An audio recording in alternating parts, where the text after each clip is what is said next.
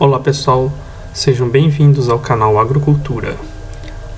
A aula de hoje de entomologia, nós vamos falar sobre morfologia externa dos insetos. Esse primeiro vídeo, a primeira parte, vamos falar da cabeça, a segunda parte nós vamos falar sobre o tórax e a terceira parte nós vamos falar sobre o abdômen. A morfologia estuda as partes externas do corpo dos insetos. O corpo dos insetos ele é dividido em 3 regiões. A região da cabeça, onde ficam os olhos, as antenas e a boca. A região do tórax, onde ficam as pernas e as asas. E a região do abdômen, onde se concentram os apêndices. Na morfologia externa, é necessário que a gente saiba quais são os tipos de vistas dos insetos. Nós temos aqui a visão lateral, a visão dorsal, a vista superior, a visão ventral, a vista de baixo dos insetos, a vista anterior, que é a vista de frente, e a vista posterior, a vista traseira do inseto. A cabeça do inseto, ela possui os apêndices fixos, que são os ocelos, e os olhos compostos. Aqui a gente tem o ocelo, e os olhos compostos. Temos ainda os apêndices móveis, que são as antenas, e a boca. Aqui temos as peças bucais. Na cabeça também temos as suturas e as carenas, que são essas linhas divisórias da cabeça. A cabeça do inseto ela é pouco articulada, mas articulado, digo, as peças que formam a cabeça, né? Elas são resultantes, as suturas, na verdade, elas são sulcos na superfície externa do tegumento, que é resultante da invaginação dos escleritos. Os escleritos são a deposição de quitina no exoesqueleto dos insetos. A carena, já é ao contrário das suturas, é a invaginação desses escleritos aqui na superfície do tegumento dos insetos. As principais suturas são a sutura antenal, a sutura clípeo-labral, entre o clípeo e o labro, a sutura epicranial na forma de um Y na frente da cabeça. Temos a sutura labral, tá entre o labro e a fronte. Temos a sutura occipital, a sutura ocular no entorno dos olhos, a sutura pós-occipital, a sutura subantenal abaixo da sutura antenal, a sutura subgenal abaixo da região genal, e temos a sutura subocular abaixo da sutura ocular. As principais áreas entre essas suturas são chamadas de frontal, frontoclipeal, genal. Genal, na verdade, ela pega aqui abaixo dos olhos, occipital, parietal, pós-genal, pós-occipital, subgenal abaixo da gena, vértice, que fica no epicrânio dos insetos. Aqui mais mostrando as principais regiões da cabeça e os seus apêndices, as antenas, o ocelo, os olhos compostos, a gena abaixo dos olhos, a mandíbula, o labro, o clípeo, os pálpos, faz parte das peças bucais, o lábio inferior, a fronte. Os olhos compostos e os ocelos são apêndices fixos na cabeça dos insetos. Os olhos compostos temos aqui, e os ocelos. Os olhos compostos são assim chamados porque como se são constituídos de inúmeras lentes, e os ocelos é como se fosse apenas uma lente. Os olhos compostos, eles são estruturas convexas e redondas. Se encontram aos pares nos insetos, e essas inúmeras unidades essas inúmeras lentes, são chamadas de omatídeos, e elas variam de acordo com o ambiente e o comportamento do inseto. Por exemplo, uma formiga operária, que vive em ambiente subterrâneo. Ela vive na superfície, mas boa parte elas estão no subterrâneo, no subsolo. Provavelmente elas vão ter menos omatídeos do que as formigas macho que precisam realizar o voo nupcial para encontrar a sua fêmea. Ou seja, ela não precisa enxergar tanto quanto as operárias, não precisam enxergar tanto quanto os machos. Os olhos compostos, como eu já disse antes, ele é formado por diversos omatídeos, que são essas estruturas geralmente de forma hexagonal. A gente vê aqui na imagem anterior, hexagonal, e ela é muito sensível à luz. Aqui temos as lentes, né? Esse aqui é o cone cristalino, ele é envolvido por células primárias pigmentadas. Essas vermelhas são células secundárias pigmentadas, as duas em conjunto formam a íris. Essa parte de cima a gente chama de lente, é o cristalino, onde tem o cone cristalino onde são as lentes, né?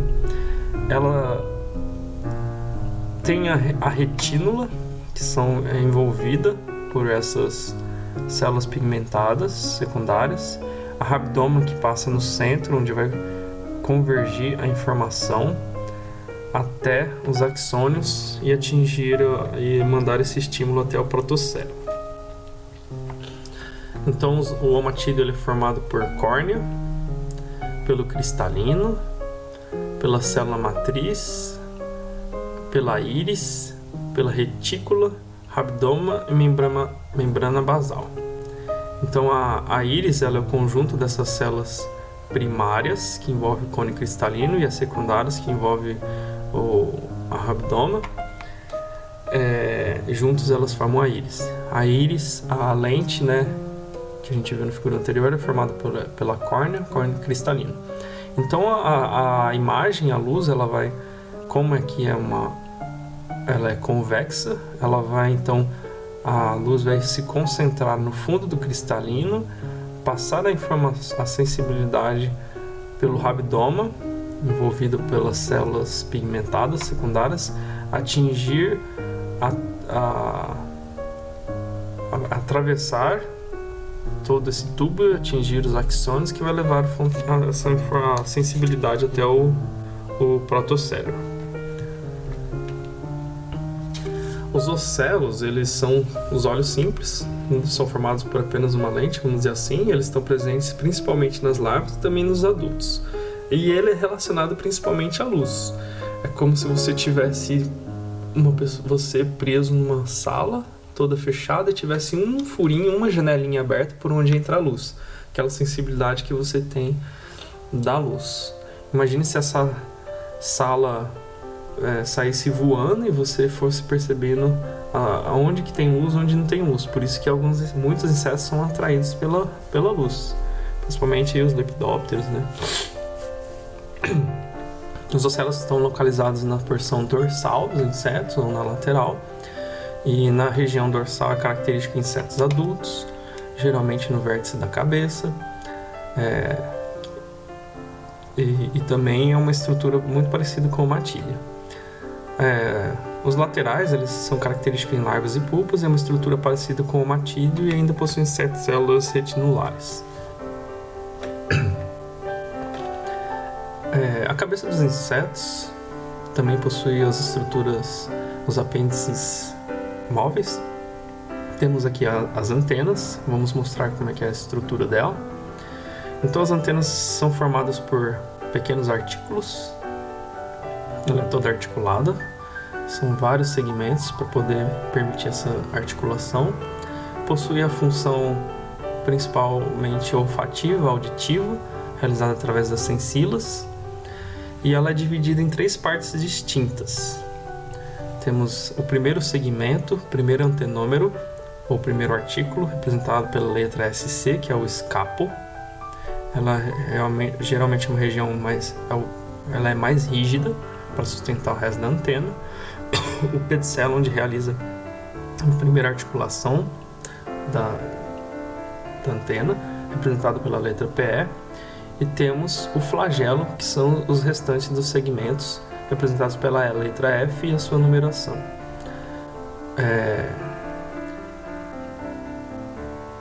Também denominados de flagelômeros, cada segmento, cada antenômero, né? Cada artículo. Temos diversos tipos de antenas. Temos a antena filiforme. Agora que eu vi que está em inglês. Filiforme, no formato de um fio. Temos a moniliforme, no formato de um colar de contas. Temos a serreada, que é o formato de um serrote. Cetácea, no formato que tem uma cerda, né, na ponta. Temos a lamelada, forma lâminas na sua extremidade. Temos a plumosa, que parece uma...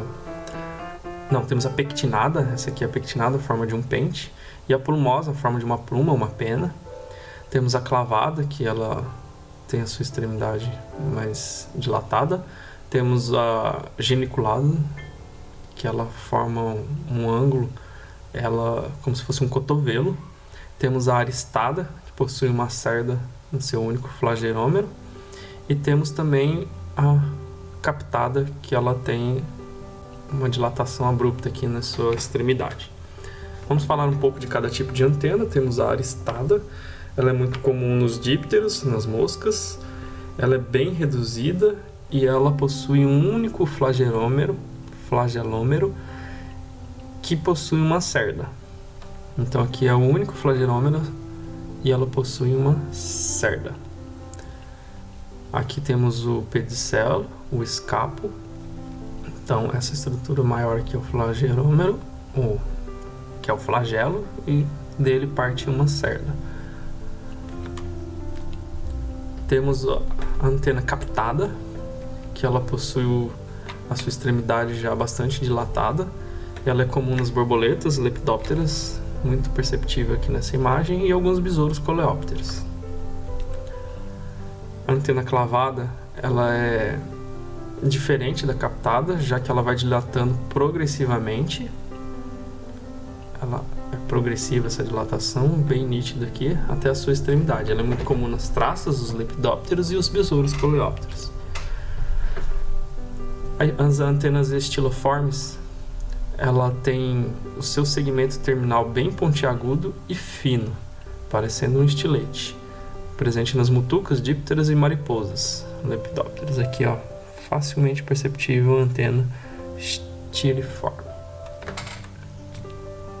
A antena filiforme, ela já é alongada, mais fina, comprida. Seus segmentos são muito semelhantes uns aos outros. Parece um fio, muito comum nas baratas, blatódeas, grilos, gafanhotos, que são os ortópteros, e os besouros, os coleópteros. Temos as antenas flabeladas, elas já são semelhantes à pectinada, que é a forma de um pente, e a lamelada, que tem as lâminas nas suas extremidades. A diferença é que os segmentos eles são mais finos, são mais achatados, e a projeção ela ocupa toda a extensão da antena. Ela é projetada toda a extensão da antena, e não somente nos terminais, como lá na lamelada, que a gente vai ver em seguida. Ela é encontrada nos besouros coleópteros, nos vespas e himenópteros e nas traças lepidópteros.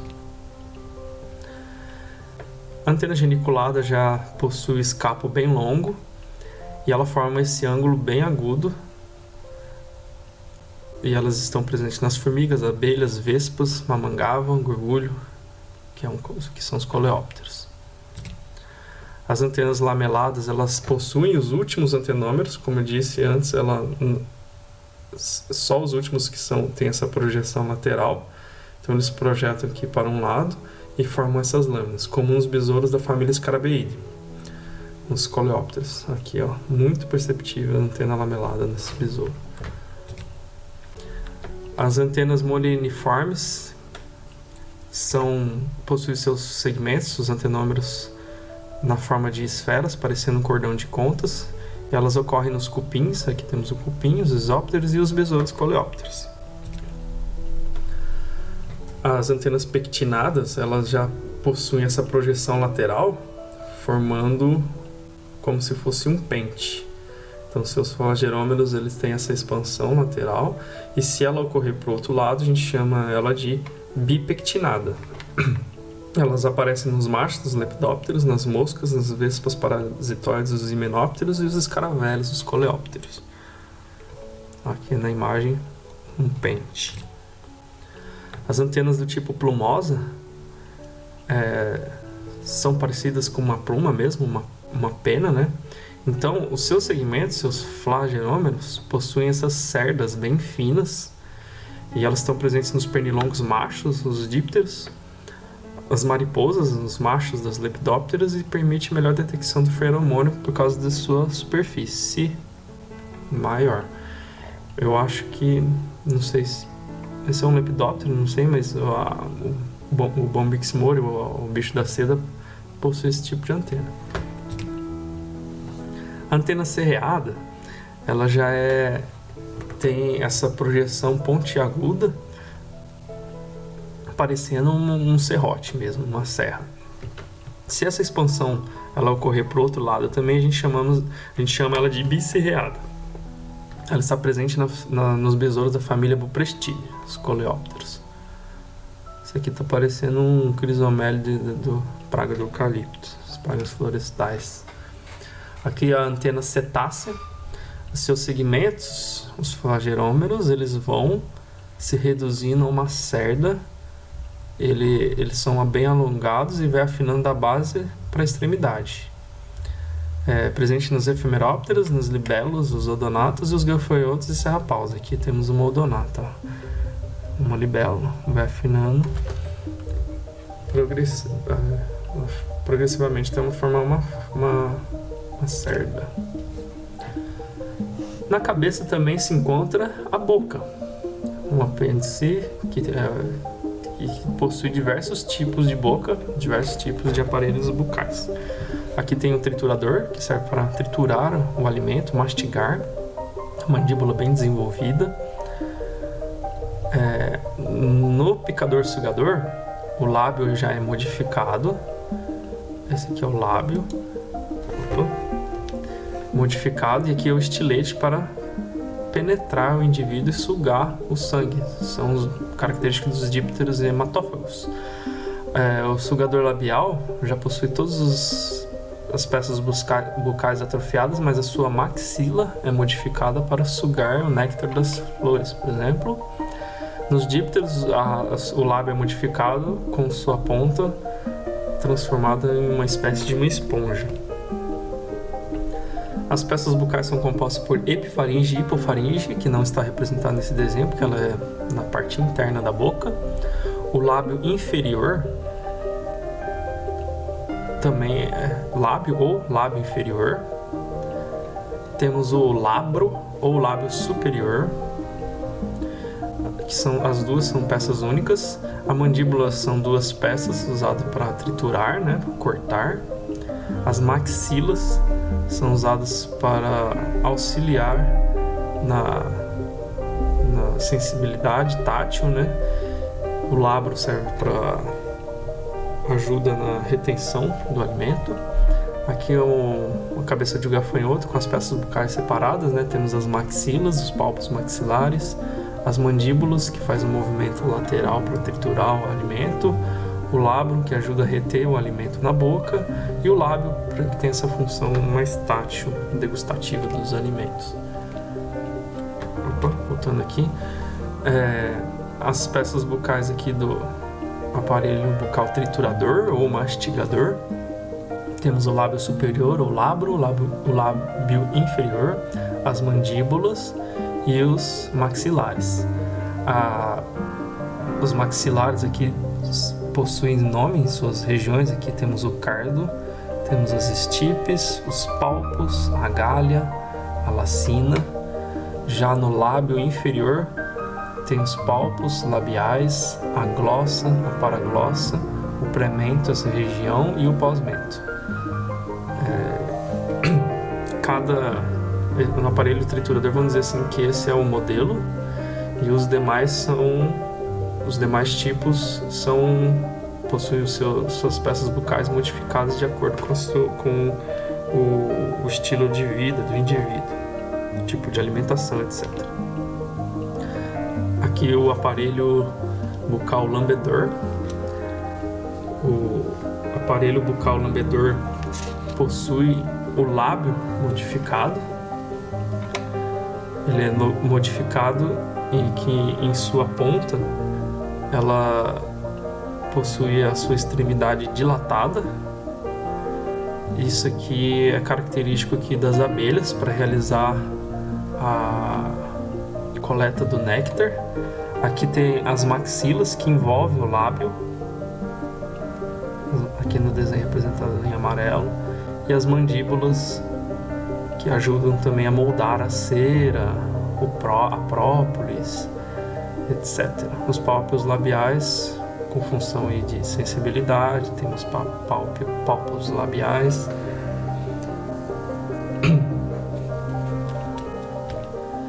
Todos os próximos que eu vou mostrar em diante aqui possuem modificações, principalmente no lábio inferior.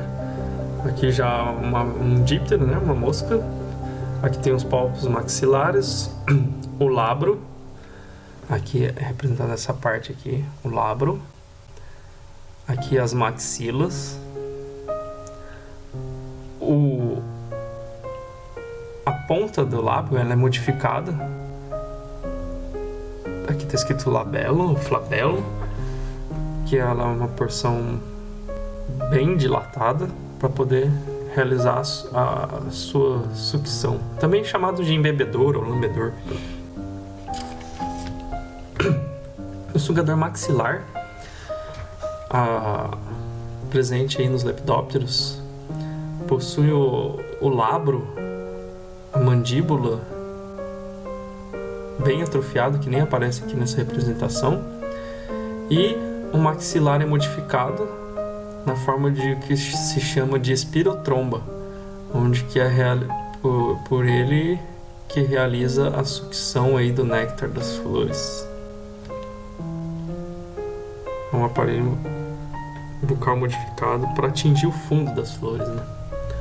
O sugador labial, o picador sugador, o lábio também é modificado. A maxila e a mandíbula são modificadas na forma de estilete e que ficam alojadas dentro do lábio. Quando o inseto vai picar para sugar o sangue, esse lábio ele dá essa projeção aqui para trás. Muito interessante, porque quando ele está normal, os estiletes eles estão dentro do lábio. Aí o inseto pica e o lábio se projeta para trás, como se fosse mais flexível. O sugador labial também possui o lábio modificado, o lábio inferior. Aqui é o percevejo, característico do percevejo. Ele possui o labro.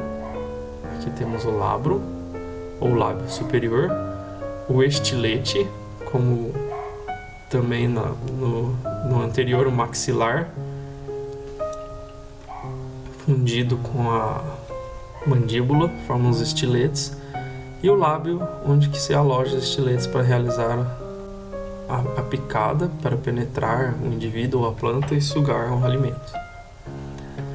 Sugador labial, picador, também possui o lábio modificado. Aqui tem um exemplo aí, uma imagem bem bonita aqui da pulga. Temos os pálpos bem desenvolvidos, né? Os pálpos maxilares.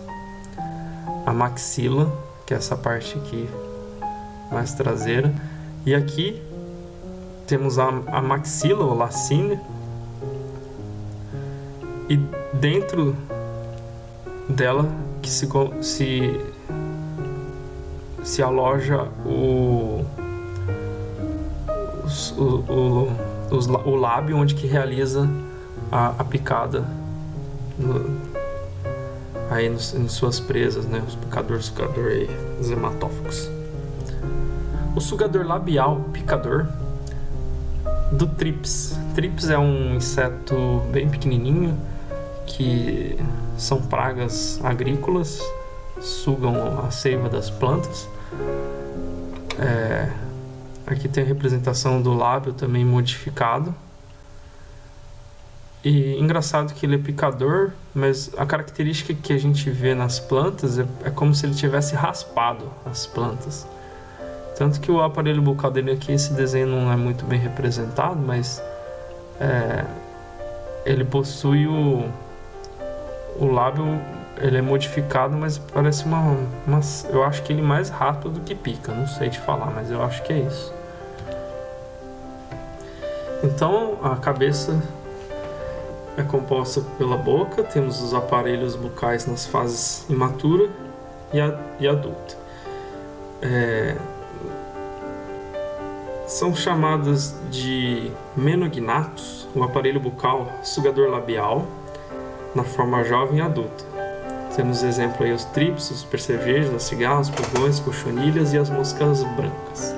Os menorríncos é aqueles que possuem o aparelho bucal mastigador na forma jovem e também na forma adulta. Exemplo, os besouros, os gafanhotos, as baratas, os cupins, louva-a-Deus, tá errado aqui.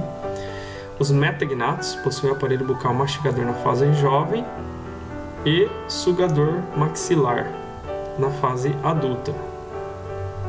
As larvas, né, elas mastigam as folhas e na fase adulta elas sugam os néctares das flores, como as borboletas, mariposas, as abelhas, mamangavas. E tem o sugador labial nas moscas, pernilongos, que são os dípteros na fase adulta.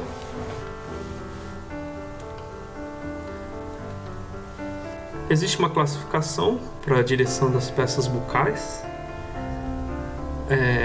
Os protognatos, a gente percebe que ela tem uma linha, se a gente projetar a cabeça alinhada com o corpo no ângulo de 180 graus. Os opistognatos já possuem a cabeça já formando até um ângulo agudo aqui em relação ao corpo do inseto. E a hipognata que forma um ângulo aí de 90 graus em relação à projeção da linha do corpo do inseto. Obrigado por assistirem. Não se esqueçam de se inscrever no canal, de compartilhar e deixar seus comentários. Muito obrigado.